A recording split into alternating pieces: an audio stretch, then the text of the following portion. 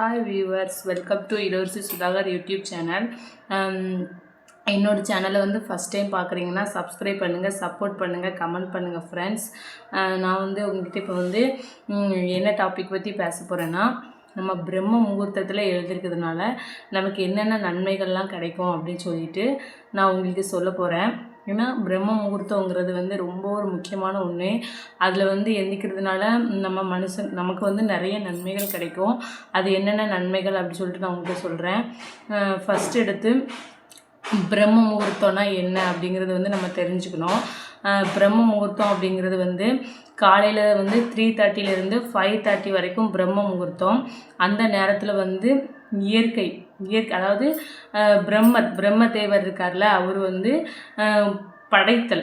படைத்தல், காத்தல், அழித்தல் 3 வேலை வந்து உலகத்தில் நடக்குது. அது வந்து அவர் படைக்கிற உயிர்களை வந்து படைக்கிற நேரம் அதுதான் 3லேருந்து 5:30 அந்த டைமில் நடக்கும். அந்த டைம் வந்து ரொம்ப அமைதியாக இருக்கும். எல்லா உயிரினங்களுமே தூங்கி விழிக்கிற நேரம். ஃபஸ்ட்டு வந்து அது வந்து இயற்கையோடு தொடர்புடையது. அது வந்து ரொம்ப ஒரு முக்கியமான நேரம். அந்த நேரத்தில் வந்து தேவர்கள், அதுக்கப்புறம் வந்து தேவதைகள் எல்லாமே மேலோகத்துலேருந்து கீழே வர நேரம். அப்படிங்கும்போது அவங்க வந்து ரொம்ப சந்தோஷமாக நம்ம பூலோகத்தை வந்து பார்க்க வரும்போது நம்ம என்ன கேட்டாலும் நமக்கு தருவாங்க. அதுதான் அந்த பிரம்ம முகூர்த்தத்தோட பெரிய சிறப்பு அம்சமே. அப்படிங்கும்போது அந்த பிரம்ம முகூர்த்தத்துக்கு வந்து அவ்வளோ ஒரு பெனிஃபிட்ஸ் இருக்குது. அதான் அந்த காலத்தில் உள்ள பெண்கள்லாம் பெரியவங்களாம் என்ன சொல்லுவாங்க, காலையில் எந்திக்கணும் அப்படின்னு சொல்லுவாங்க. காலையில் 5 மணிக்கு ஒரு வீட்டு பொம்பளை எந்திக்கணும் அப்படின்னு சொல்லுவாங்க. அப்போ தான் நம்ம மகாலட்சுமி வந்து நம்ம வீடு தேடி நம்ம இல்லம் தேடி வர்ற நேரம். நம்ம தூங்கிட்டு இருந்தோன்னா, தூங்கி கதவை பூட்டி வச்சுட்டு இருந்தோன்னா மகாலட்சுமி வந்து பக்கத்து வீட்டுக்கு போயிடுவாங்க. நம்ம வீட்டை விட்டுட்டு அடுத்த வீட்டுக்கு போயிடுவாங்க. அதனால பிரம்ம முகூர்த்தம் வந்து அவ்வளோ ஒரு முக்கியம். நம்மளால் 3:30 மேக்ஸிமம் நம்மளால் எழுந்திக்க முடியாது. மேக்ஸிமம் வந்து ஒரு 4 இல்லைன்னா ஒரு 4:30 இல்லைன்னா வந்து ஒரு 5 o'clock அந்த மேக்ஸிமம் ஒரு 5 o'clock நம்ம எந்திக்கிறதுக்கு ரொம்ப முயற்சி பண்ணுறது ரொம்ப நல்லது. அதுக்கப்புறம் வந்து பிரம்ம முகூர்த்தத்தில் எந்திரிச்சு நம்ம என்ன நினைக்கிறோமோ கண்டிப்பாக அந்த வீட்டில் வந்து கண்டிப்பாக நடக்கும். நம்ம முயற்சி பண்ணால் கண்டிப்பாக நடக்கும். சில பேர் கேட்கலாம், நாங்கள் வந்து பிரம்ம முகூர்த்தத்தில் வந்து விளக்கு மட்டும் ஏற்றி வச்சுட்டு அதுக்கப்புறவு நாங்கள் அது பாட்டுக்கு இருந்துக்கலாமா அப்படின்ட்டு நினைக்கலாம். ஆனால் அப்படி கிடையாது. நம்ம என்ன விஷயத்துக்கு நம்ம ஆசைப்படுறோமோ, நம்ம எது நமக்கு கிடைக்கணும்னு ஆசைப்படுறோமோ அதுக்கான முயற்சி நம்ம எடுத்துகிட்டே இருக்கணும். அப்போ நம்ம வந்து பிரம்ம முகூர்த்த விளக்கு ஏற்றி நம்ம வழிபடுறப்போ, நம்ம ஒரு விஷயத்தை அடையணும்னு நினைக்கிறப்போ அதுக்கான வழி, அது எப்படி அடையணும், அதுக்கான இலக்கு என்ன, அது எப்படி என்ன முயற்சி பண்ணலாம், அந்த மாதிரி ஐடியாலாம் நமக்கு வந்து அது பிரம்ம முகூர்த்தத்தை நம்ம தொடர்ந்து முயற்சி பண்ணும்போது அது நமக்கு கண்டிப்பாக கிடைக்கும். அதுக்கப்புறம் வந்து காலையில் எழுந்திரிச்சி குளிக்கணும். காலையில் எழுந்திரிச்சி குளித்தோன்னா நம்ம உடம்புல உள்ள நெகட்டிவ் எனர்ஜி எல்லாமே அப்படியே போயிடும். அப்படி பாசிட்டிவ் எனர்ஜி அப்சர்வேஷன் பண்ணோம். அதுக்கப்புறம் வந்து நம்ம மைண்டு வந்து ரொம்ப ரிலாக்ஸாக இருக்கும். அதுக்கப்புறம் வந்து வீட்டு வேலைகளை செய்கிறதுக்கு வந்து ரொம்ப ஆக்டிவாக இருக்கும். நிறைய விஷயங்களை தெரிஞ்சுக்கணும்னு தோணும். அதுக்கப்புறம் வந்து இன்னொரு முக்கியமான விஷயம் என்னென்னா, நமக்கு வந்து எந்த ஒரு விஷயமே வந்து டக்குன்னு நமக்கு அப்சர்வேஷன் ஆகும், நல்லா புரியும்.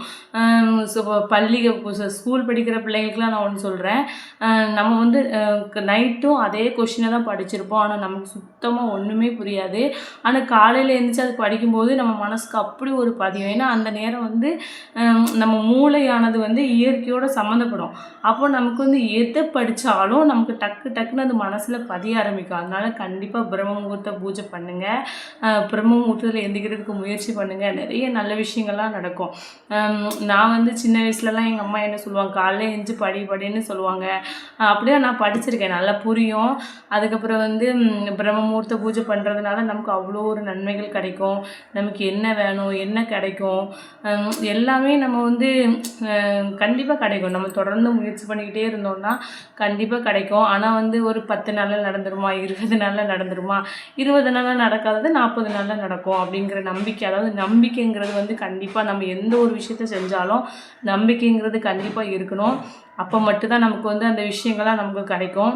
அதுக்கப்புறம் வந்து பிரம்ம முகூர்த்தத்தில் வந்து 1 மணி நேரம் நம்ம முன்னாடி எந்திக்கிறதுனால நமக்கு நிறைய நன்மைகள் கிடைக்கும். 1 மணி நேரம் எந்திரிச்சோன்னா நமக்கு மேக்ஸிமம் ஒரு 2 மணி நேரம் 3 மணி நேரம் நமக்கு ஃப்ரீ டைம் கிடைக்கும். இது நம்ம 1 மணி நேரம் பின்னாடி எந்திரிச்சோன்னா நமக்கு டைமே இருக்காது. அப்படி வேலை செஞ்சுக்கிட்டே இருக்கிற மாதிரி, அந்த வேலையில் நமக்கு இன்ட்ரெஸ்ட் இல்லாத மாதிரி. அது வந்து பிரம்ம முகூர்த்தத்தில் எந்திரிச்சு வேலை செஞ்சவங்க, பூஜை பண்ணுறவங்க எல்லாத்துக்கும் தெரியும்.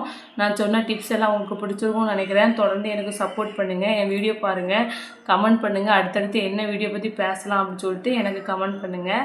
தொடர்ந்து சப்போர்ட் பண்ணுங்கள். என்னோடய சப்ஸ்கிரைபர் எல்லாருக்கும், என்னை சப்ஸ்கிரைப் பண்ணி வச்சுருக்க எல்லா வியூவர்ஸ்க்கும் தேங்க்யூ ஸோ மச். என்னோடய நன்றியை உங்களுக்கு எப்படி நான் தெரிவிச்சுக்கிறதுனே தெரில.